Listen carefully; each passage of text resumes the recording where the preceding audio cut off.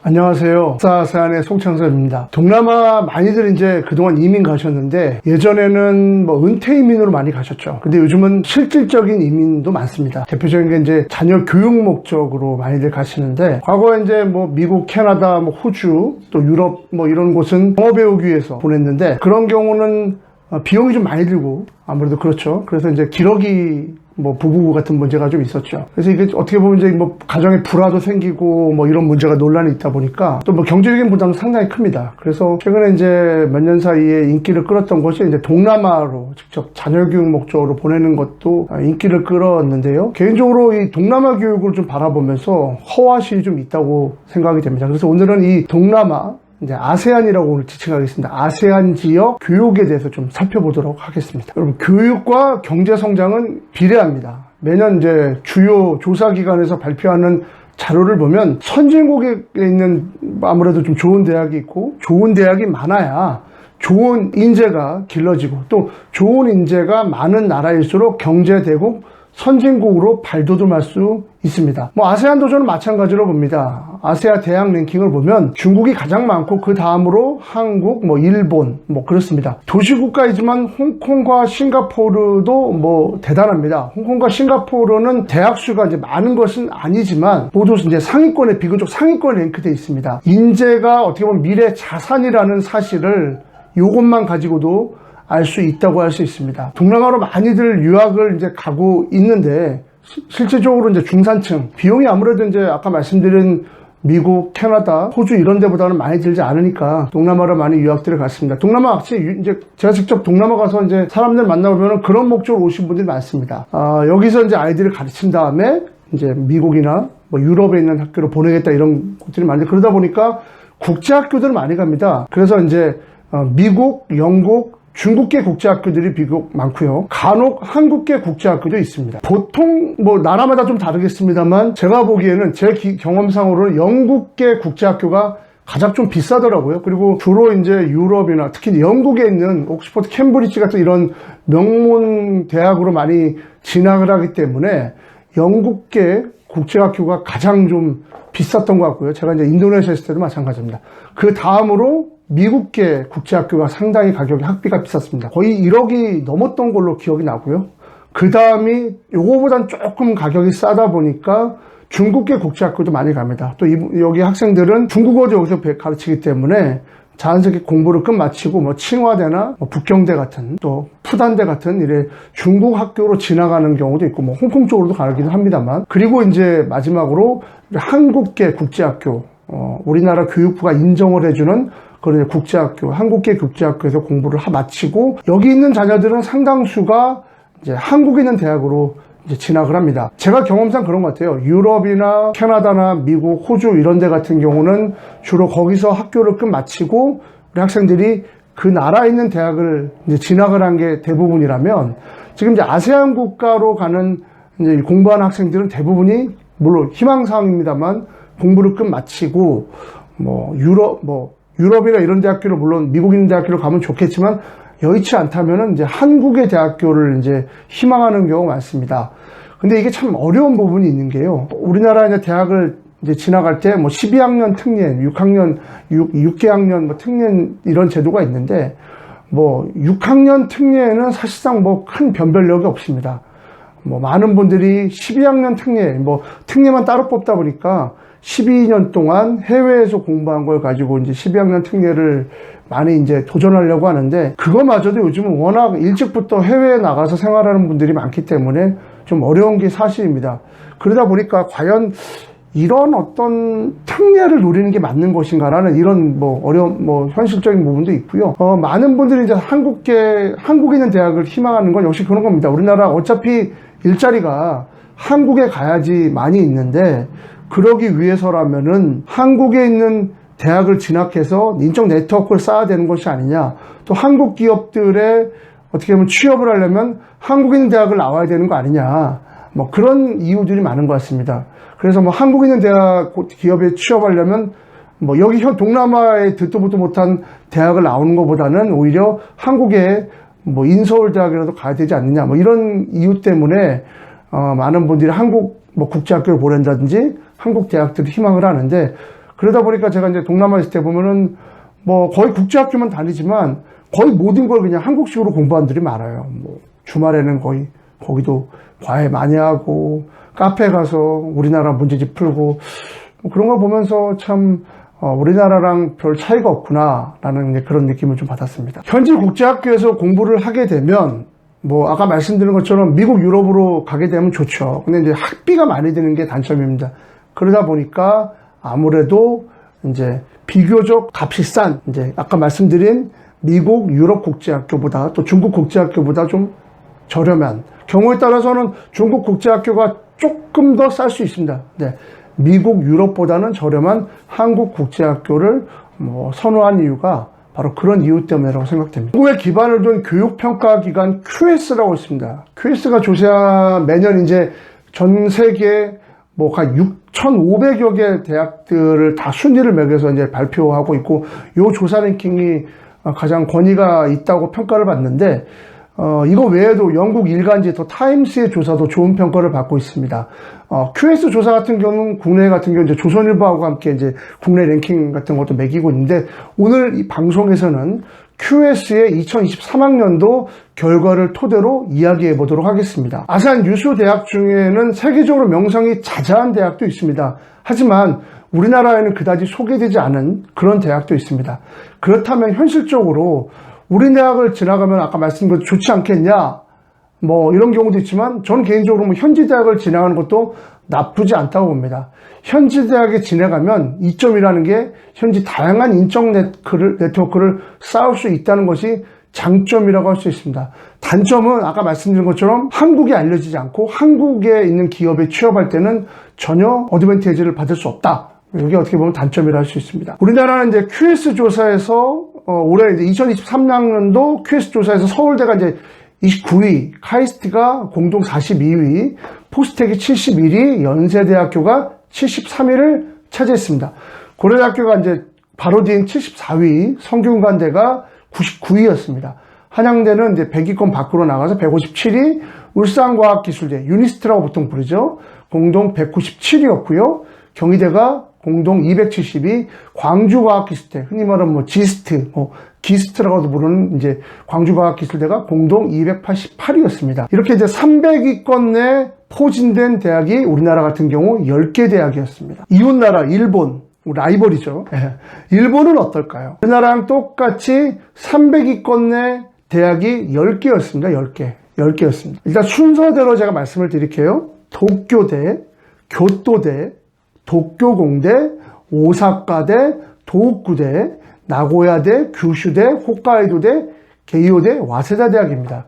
이 중 이제 도쿄공대를 제외한 1위부터 8위, 그러니까 7개 대학은 과거 여러분 일본 제국주의 시절에는 요 7개 대학을 제국대학이라고 불렀습니다. 뭐 도쿄 제국대, 뭐 오사카 제국대, 뭐 이런 이제 어떻게 보면은 그 당시 지금도 마찬가지입니다만 가장 일본 정부가 공을 들여 지형받아 만든 이런 공립대학입니다. 서울대 전시는 경성 제국대도 일본의 이제 제국대학 중에 하나였고요. 도쿄공대도 사실 이제 공립대입니다. 그래서 이제 요 상위 8개 대학이 일본에서 가장 좋은 대학으로 꼽혔고, 10대 대학 중에서 사립대는 이제 게이오대, 와세다대 이 두 군데가 랭크됐습니다. 그렇다면 아세안 지역 1위는 여러분 어딜 거라고 보십니까? 전 세계에서 11위를 차지한 11위입니다. 싱가포르 국립대였습니다. 흔히 말하는 이제 NUS라고, National University of Singapore, 싱가포르 국립대였는데요. 싱가포르 국립대는 17개 학부 및 학과로 구성되어 있고 캠퍼스는 3군데입니다. 학교 측에 따르면 100여 개 국가로부터 학생들이 왔는데 이 학생수가 싱가포르 국내 학생수까지 포함하면 약 38,000명이라고 합니다. 보통 이제 경영, 컴퓨터 관련, 그다음에 경제, 공학, 수학, 통계학, 뭐 이런 학과가 이제 굉장히 우수하고요. QS 조사에 따르면 싱가포르 달러로 뭐 학비 같은 경우는 연간 16,050 싱가포르 달러.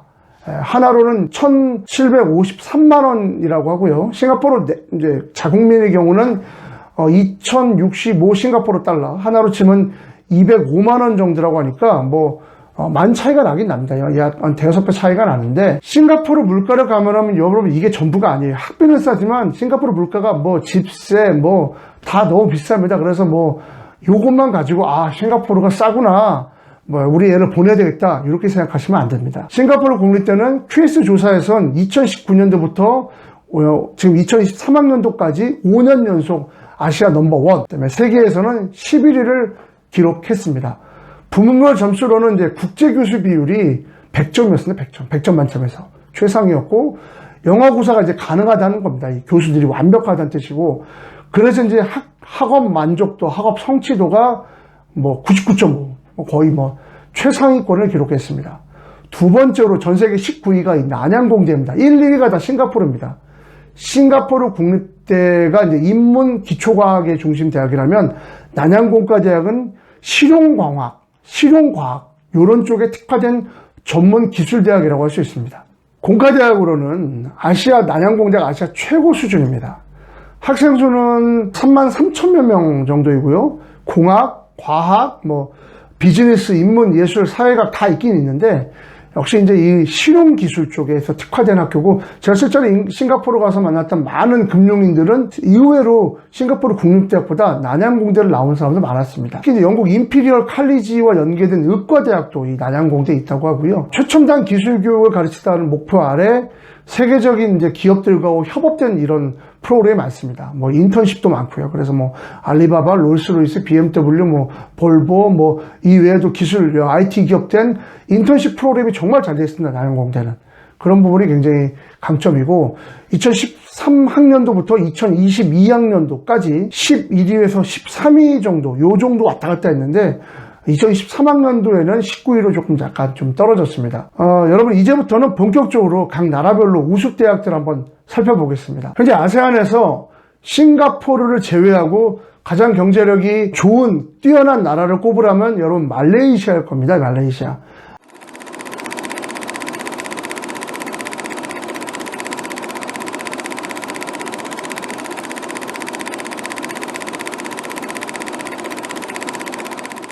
아까 말씀드렸지요. 경제력이 교육 수준과 이건 비례한다고 말이죠. 그런 면에서 말레이시아 역시 아세안에서는 좋은 대학들이 꽤 많습니다. 우리나라가 아까 300위권에 여러분 10개 대학이 있다고 하셨잖아요. 말레이시아는 7개 대학이 들어갔습니다. 같은 조사에서. 어떻게 보면 굉장히 많은 숫자라고 할 수 있습니다. QS 조사에서 말레 가장 좋은 대학은 역시 이제 말라야 대학이라는 학교입니다. 말레이시아 내 최고 명문 대학으로 선정됐고요. 전 세계 종합순위 70위였습니다. 우리나라 포스텍보다 오히려 순위가 높게 나왔고, 말레이시아 내 최고 인재들이 모인 학교입니다. 이 말라야 대학은 1949년도에 설립된 말레이시아 최고의 대학이고, 원래 이제 싱가포르하고 쿠알라룸푸르 이 두 군데 각각 캠퍼스가 있었습니다. 싱가포르가 옛날에 이제 말레이시아 내에 속해 있었거든요. 그런데 이 싱가포르가 말레이시아로부터 떨어져 나가면서, 어떻게 보면 이제 일방적으로 퇴출한 게 정확하겠죠. 떨어져 나가면서 분리돼갖고, 현재는 이 쿠알라룸푸르에만 캠퍼스가 있습니다. 학생 수는 약 2만 명가량 되고요. 그 다음이 푸트라 말레이 대학입니다. 2014년 순위가 이제 400위권에 불과한데, 지금은 100위권 안에 진입하는 게 목표고, 100위권 바로 밖에 있고요. 이 학교는 농업, 임업, 수의학, 이런 전통적인 이제 말레이시아 전통 강세인 산업에서 많은 인재들을 배출한 학교라고 알려져 있습니다. 그 다음이 이제 말레이시아 국립대학인데요. 전 세계 대학 랭킹에서 공동 129위, 페냥대가 이제 공동 143위, 말레이시아 공과대학이 공동 203위를 기록했습니다. 참고로 이제 더 타임스 랭킹에서는 1997년도에 설립된 페트로나스 공과대학이라는 곳이 95위에 올랐는데, 말레이시아도 어떻게 보면 다음입니다. 두 번째 높았습니다. 더 타임 조사에서는. 이 학교는 이제 국영 석유회사죠. 페트로나스. 말레이시아 가면 쿠알라룸푸르 페트로나스 타워 있죠. 그 페트로나스가 세운 학교인데요. 우리로 치면 코가 세운 포항공대, 포스텍이라고 할 수 있습니다. 이제 이웃 인도네시아로 넘어가겠습니다. 이웃 인도네시아도 300위권 안에 이 세 곳의 대학이 들어갔는데, 가장 순위가 높은 곳은 231위를 기록한 가자마다 대학입니다. 제가 예전에 한번 가자마다 대학 소개한 적이 있는데, 이 가자마다 대학은 욕야카르타라고도 흔히 불리는데, 영어로는 족자카라도 불리는 이제 중부자바에 위치한 굉장히 유서 깊은 대학이고요. 1949년도에 설립됐고 학생 수는 4만 명이 육박합니다. 2015년 500위권이었는데 지금은 5년 만에 2021년도에 200위권으로 진입했습니다. 굉장히 급성장하고 있는 그런 인도네시아 대학이라고 할 수 있습니다. 그 다음이 영어로 ITB, 인도네시아 말로 이테베라고 불리는 반둥공과대학. 제가 예전에 한번 이 반둥공과대학에서 공부했다면서 소개한 학교 있지요. 이 학교가 두 번째로 높은 인도네시아 내에서요.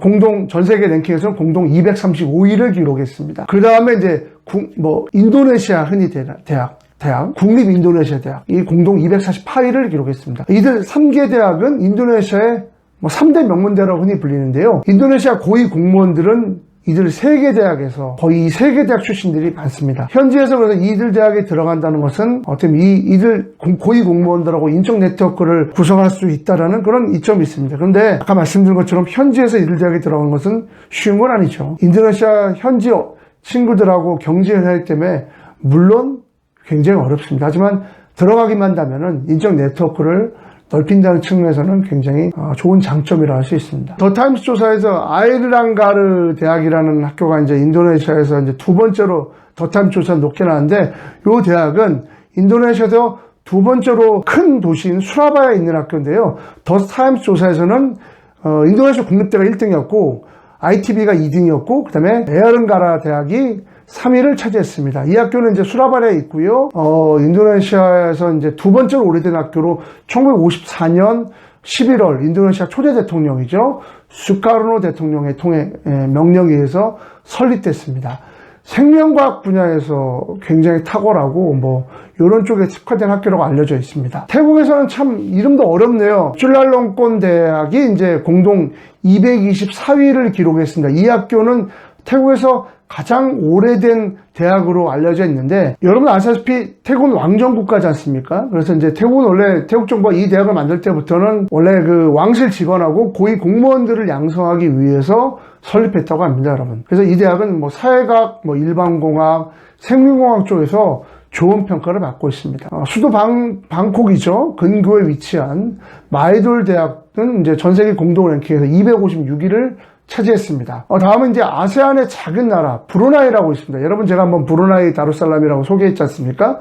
브루나이에 있는 대학 한 곳도 300권 안에 포함됐습니다. 여러분 말씀드린 것처럼 국토나 인구로 생각하면 저는 이 300권 안에 들어갔다는 게 놀랍다고 생각됩니다. 주인공은 브루나이 다루살람 대학인데 이름은 간단합니다. 국호가 이제 브루나이 다루살람이니까 그냥 국립 브루나이 대학이라고 부르시면 됩니다. 1985년도에 문을 연 비교적 신생 대학인데요. 잘 아시다시피 브루나이는 자원이 풍부한, 국토는 조그맣니다. 보르네오 섬, 또 깔리만탄 섬, 그 끝에 있는 아주 작은 나라인데 자원이 풍부합니다. 그렇기에 국가 재정도 튼튼합니다.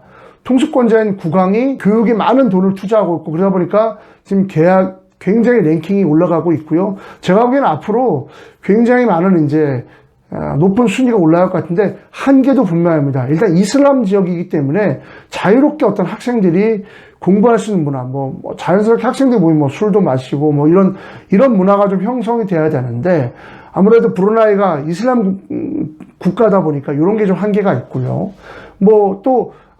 그러다 보니까 우수한 교원들, 또 우수한 교수들을 데리고 와야 되는데 그런 한계가 있습니다. 싱가포르 같은 나라는 거의 아시안이지만 규제가 없습니다. 또 영어가 프리토킹이 가능하고 모든 게 금융 모든 시스템이 굉장히 치안도 완벽하기 때문에 또 전 세계 또 워낙 싱가포르 창의공항이 동남아 허브로서의 역할도 하고 있기 때문에 전 세계 사통발달 이렇게 교통편도 마련된 데 있어서 편합니다. 근데 브루나이가 과연 이걸 할 수 있느냐? 돈으로만 이걸 랭킹 올릴 수 있냐? 이건 또 좀 지켜볼 대목이라고 할 수 있습니다. 그리고 지금까지 설명드린 이런 나라들을 제외하고는 이 전 세계 랭킹 300위권 내에 퍼지는 대학은 없었습니다.